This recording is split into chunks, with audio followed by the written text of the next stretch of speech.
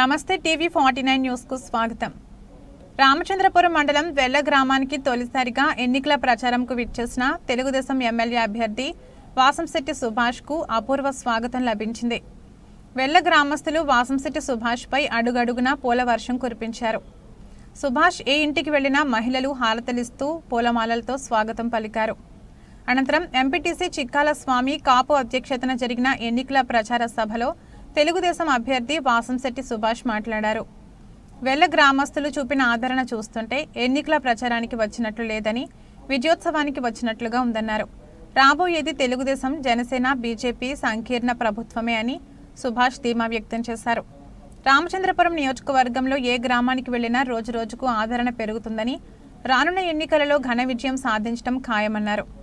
శాసనసభ్యునిగా బాధ్యతలు తీసుకున్న వెంటనే వెల్ల గ్రామానికి రక్షిత మంచినీటి పథకం, శిథిలమైన వెల్ల స్థావరం, ద్రాక్షారామం, రహదారి పనులు ప్రారంభిస్తానని సుభాష్ హామీ ఇచ్చారు. సుభాష్ సమక్షంలో పలువురు యువకులు తెలుగుదేశం పార్టీ తీర్థం పుచ్చుకున్నారు. వారికి తెలుగుదేశం కండువా కప్పి సాదరంగా పార్టీలోకి ఆహ్వానించారు. కొందరు జన సైనికులు సుభాష్కు పూల కిరీటం, కరవాలం అందజేసి తన అభిమానాన్ని చాటుకున్నారు. సుభాష్ వెంట రెండవ ఎంపీటీసీ మంచం దేవి, జనసేన నాయకులు పోలిశెట్టి చంద్రశేఖర్, చిక్కాల దొరబాబు, చింతపల్లి వీరభద్రరావు, కొమరన వీర్రాజు, దూడల నాగభూషణం, కట్ట నాగేశ్వరరావు, మంచం ఈశ్వరరావు తదితర తెలుగుదేశం, జనసేన, బీజేపీ నాయకులు, కార్యకర్తలు పాల్గొన్నారు.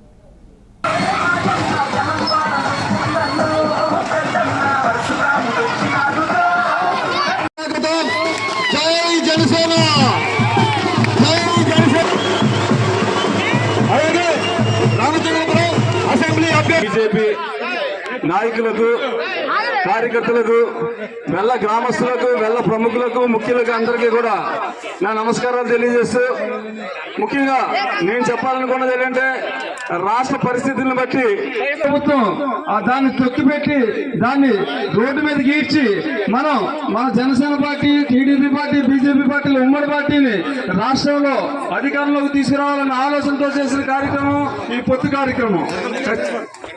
అదేవిధంగా వెల్ల తెలుగుదేశం నాయకులు ఆకుల నారాయణరావు గారు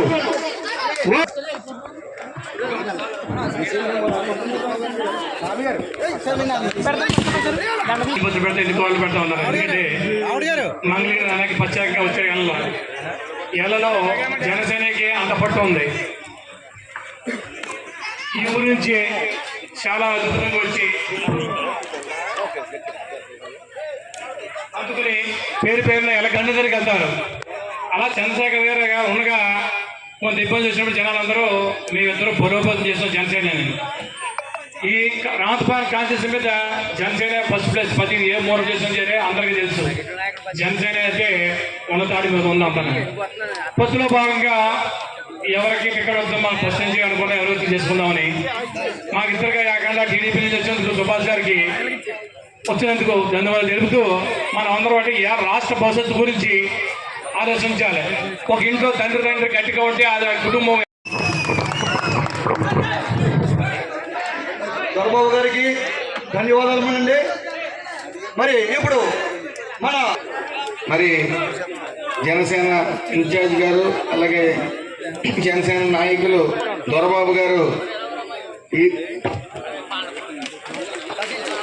తెలుగుదేశం సీట్ కన్ఫర్మ్ అయిన తర్వాత వెంటనే నిన్ను గెలిపించుకుంటామని మాట ఇవ్వడం.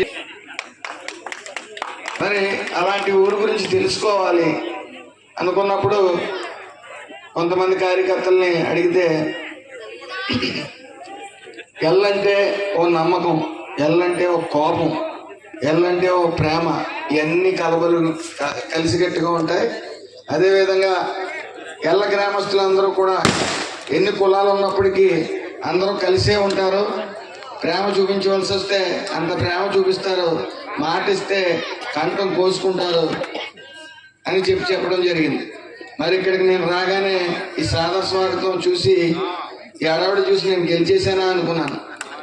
ఆ విధంగా మరి జన సైనికులందరూ కూడా నన్ను నడిపించారు.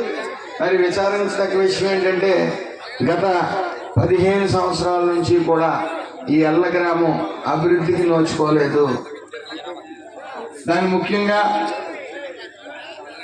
మేము నమ్ముకున్న టీటీ గారని చెప్పడం జరిగింది. అలాగే మేము నమ్ముకున్న వేణుగోపాలకృష్ణ గారు ఏమీ చేయలేదు గత 15 సంవత్సరాల నుంచి. ఇంత నమ్మకంగా మేము ఓట్లు వేసినప్పటికీ మాకేమీ చేయలేదని చెప్పడం జరిగింది. మరీ ముఖ్యంగా స్వచ్ఛమైన ఫిల్టర్ వాటర్కి ఈ ఇళ్ళకి కనెక్షన్ ఇవ్వలేకపోయారు. కాబట్టి ఇక్కడ స్వచ్ఛమైన నీళ్లు దొరక్క ఇబ్బందులు పడే పరిస్థితి. అదేవిధంగా శ్మశాన వాటికి వెళ్ళే దారిలో బ్రిడ్జ్ కూలిపోయింది. ఆ బ్రిడ్జ్ ఈ రోజు వరకు కూడా వెయ్యకపోగా హాస్యాస్పదం ఏంటంటే మహానటుడిగా పేర్కొన్న వేణు గారు గోడు పందాల కోసం అక్కడ వాళ్ళ దగ్గర నుంచి లంచాలు తీసుకుని దానికి బ్రిడ్జ్ చేశారు మహనీయుడు. మరి అంటే వైఎస్ఆర్ ఇక్కడే కాదు, అది వైఎస్ఆరించుకునేవాడు. మాత్రం పెద్ద జగన్ నవ్వుకుంటూ ఉండేవాడు. ఎంత బాగా తిడుతున్నారా అని చెప్పి వాళ్ళకి మంత్రి పదవులు కూడా ఇచ్చేవాడు, తిట్టేవాడు అందరికీ. కానీ వేచి చూశారు. మొన్న మధ్య ఒక కార్యక్రమంలో జనసేన మీటింగ్లో ఆయన పవన్ కళ్యాణ్ గారు ఓ మాట అన్నారు, నాకు 3 పెళ్ళిళ్ళు జరిగాయి అన్నారు. 4వ పెళ్ళం నువ్వే అని చెప్పాడు జగన్ గారు. నిజంగా మొగుడయ్యాడు. మొగుడు కాదు, రంకు మొగుడయ్యాడు. ఈవేళ అతని పరిస్థితి ఏంటంటే సింహం సింగిల్గా వస్తుంది అంటే చెప్పుకుంటూ వచ్చాడు. నిజంగా ఆ సింహం సింగిల్గా వస్తుంది, సింగిల్ డిజిట్లతోనే వెళ్తుంది. 10 సీట్లు లోపు వస్తాయి వైఎస్ఆర్సీపీకి, అందులో సందేహం లేదు. మరి అది ఈ మహాకూటమికి ప్రముఖ కారణం పవన్ కళ్యాణ్ గారు. ఇటు ఎంతో అనుభవం ఉన్న చంద్రబాబు నాయుడు గారిని కలుపుకుంటూ, అదేవిధంగా బీజేపీని కలుపుతూ ఈ మహాకూటమిని ఏర్పాటు చేసి ఏదైతే రాక్షస పరిపాలన ఉందో, ఓటు చీలకూడదనే నినాదంతో మరి ఆ వైఎస్ఆర్సీపీ పార్టీని రాష్ట్రం నుంచి సంపూర్ణంగా తోలేస్తారు ఈ కూటమి, అందులో సందేహం లేదు. ఇంకా మళ్ళీ ఫ్యాన్లు రెక్కలు ఎరగొట్టి పక్కనెట్టే టైము మనందరికీ వచ్చింది. మొన్న ఒక మీటింగ్లో జగన్మోహన్ రెడ్డి నేను ఓడిపోయినా గౌరవంగా దిగిపోవడానికి సిద్ధంగా ఉన్నాను అన్నాడు. అంటే ఓడిపోవడానికి సిద్ధంగా ఉన్నాడు, మనందరం ఓడించడమే. ఏదైతే రాక్షస పరిపాలన ఉందో మళ్ళీ ఎక్కడ వెలుగులో రాకుండా చూసుకోవాలి. అదేవిధంగా ఇక్కడ కొన్ని రోడ్లు చూసాం, ఆ రోడ్లు మళ్ళీ వేసుకోవాల్సిన పరిస్థితి. ఆ అభివృద్ధి కూడా 15 సంవత్సరాల నుంచి జరగలేదు. కాబట్టి జగన్మోహన్ రెడ్డికి ఎంత పిచ్చ ఉందో ఆ పిచ్చలో ఇతరకు కూడా ఉందన్నమాట. దీన్ని బట్టి శ్మశాన వాటికి బ్రిడ్జ్ ఇవ్వకుండా కోడి పందాలకి ఇచ్చాడంటే ఆ పిచ్చ ఏ స్థాయిలో ఉంది ప్రభుత్వానికి అర్థమవుతూ ఉంది. అదేవిధంగా ఇక్కడ కోప సోదరులకి అందరికీ సైట్ ఉంది, కళ్యాణ మండపం కావాలి, కనీసం శంకుస్థాపన కూడా చేయని వైను. ఆ తెలుగుదేశం ప్రభుత్వం కూటమి బీజేపీ జనసేన కలిపి అధికారంలోకి వస్తే ఖచ్చితంగా ఏదైతే ఈ వాటర్ సమస్య, ఏదైతే ఈ వంతెన సమస్య, ఏదైతే ఈ యొక్క కళ్యాణ మండపం సమస్య, మరి గొడబాబు గారు అలాగే శేఖర్ గారి ఆధ్వర్యంలో ఖచ్చితంగా మనం మళ్ళీ సంవత్సరం చేసుకోగలుగుతాం. అందులో మీరు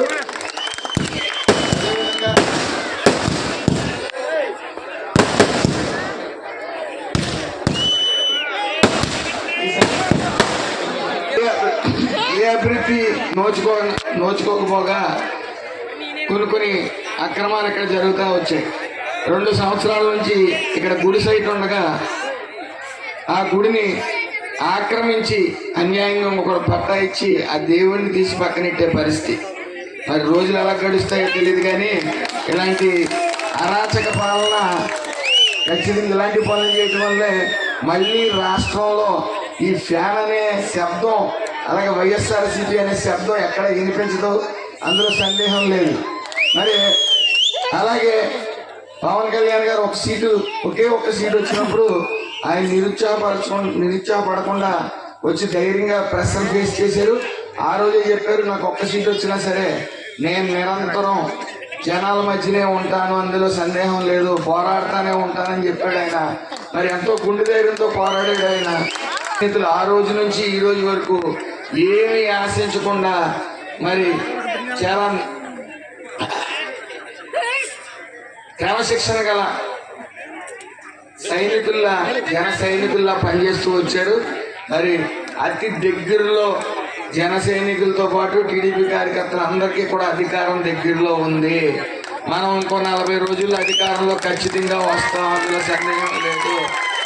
ఏదైతే ఈ వైసీపీ పాలన ఈ చిరాకైన పనులు, భూ కబ్జాలు ఇవన్నీ చేసి మళ్ళీ తిరిగి ఇచ్చేస్తాం, మీ పట్ట దేవుడి పట్ట ఎక్కడికి పోదు, మళ్ళీ మీ వద్దకే వస్తుంది, అది ఆ దేవుడిని అక్కడ నిలబెట్టుకుంటాం, సందేహం లేదు.